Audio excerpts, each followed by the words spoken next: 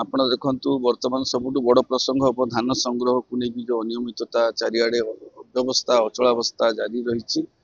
ଅନେକ ଜାଗାରେ ଧାନ ମଣ୍ଡିରେ ଧାନ ପଡ଼ି ରହିଛି। ଧାନ ଜାନୁଆରୀ ଶେଷ ସୁଦ୍ଧା ଆମର ଧାନ ସଂଗ୍ରହ ସରିଯିବା କଥା, ଏବେ ଫେବୃଆରୀ ଅଧା ହେଲାଣି ଆସିକରି ମଧ୍ୟ ସେ ବ୍ୟବସ୍ଥା କ୍ରିୟାଶୀଳ ହେଇପାରି ନାହିଁ। ଚାଷୀ ମଧ୍ୟ ପୂର୍ବର ଯେଉଁ ଦେଖିବେ ପୂର୍ବର ଯେଉଁ ବାତ୍ୟା ହେଇଥିଲା ସେ କ୍ଷତିପୂରଣ ମଧ୍ୟ ଠିକଣା ଭାବରେ ପାଇନାହାନ୍ତି ବୋଲି ସେ ଅଭିଯୋଗ କରୁଛି ବିଜୁ ଜନତା ଦଳ।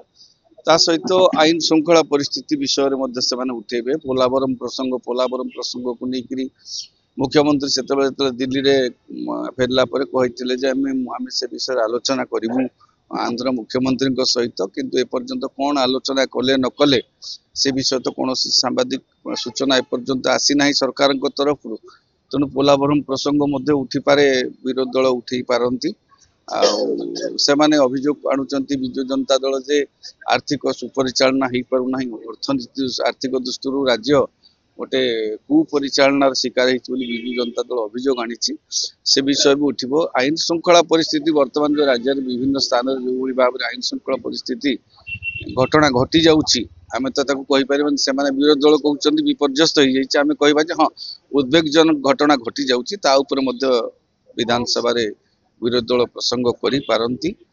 ଆଉ ଆପଣଙ୍କର ଦେଖିବେ ମିଶନ ଶକ୍ତି ମହିଳା ମାନଙ୍କର ସମସ୍ୟାକୁ ନେଇକରି ମଧ୍ୟ ଉଠିପାରେ, ବିରୋଧୀ ଦଳ ଉଠେଇପାରେ ବିଜୁ ଜନତା ଦଳ।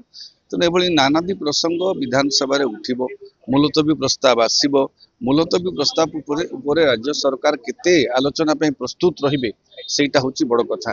ରାଜ୍ୟ ବାଚସ୍ପତିଙ୍କ ଅଧ୍ୟକ୍ଷତାରେ ସର୍ବଦଳୀୟ ବୈଠକ ବସିଛି। ଗୃହକୁ ସୁରୁଖୁରୁରେ ଚଳାଇବା ପାଇଁ ମଧ୍ୟ ବାଚସ୍ପତିଙ୍କୁ ସମସ୍ତେ ପ୍ରତିଶ୍ରୁତି ଦେଇଛନ୍ତି। ଆଶା କରିବା ନିଶ୍ଚିତ ଭାବରେ ଗୋଟେ ସମନ୍ୱୟ ଭିତରେ ସରକାର ତାଙ୍କର ଜିତ୍ ପରିତ୍ୟାଗ କରିବେ, ବିରୋଧୀ ଦଳ ତାଙ୍କ ଜିତ୍ ପରିତ୍ୟାଗ କରିବେ, ଗୋଟେ ଗଠନମୂଳକ ଆଲୋଚନା କରିବେ। ନିଶ୍ଚିତ ଭାବରେ ଯୋଉ ପ୍ରସଙ୍ଗ ବିରୋଧୀ ଦଳ ଆଣୁଛନ୍ତି, ଯଦି ରାଜ୍ୟ ହିତରେ ସେ ସମ୍ପୂର୍ଣ୍ଣ ପ୍ରସଙ୍ଗ ସେଗୁଡ଼ିକୁ ମଧ୍ୟ ଆଲୋଚନା ପାଇଁ ବିଧାନସଭାରେ ସୁଯୋଗ ମିଳିଲେ ନିଶ୍ଚିତ ଭାବରେ ବିଧାନସଭାଟା ବଜେଟ୍ ସତ୍ରଟା ଗୋଟେ ଗୁରୁତ୍ୱପୂର୍ଣ୍ଣ ହେଇପାରିବ।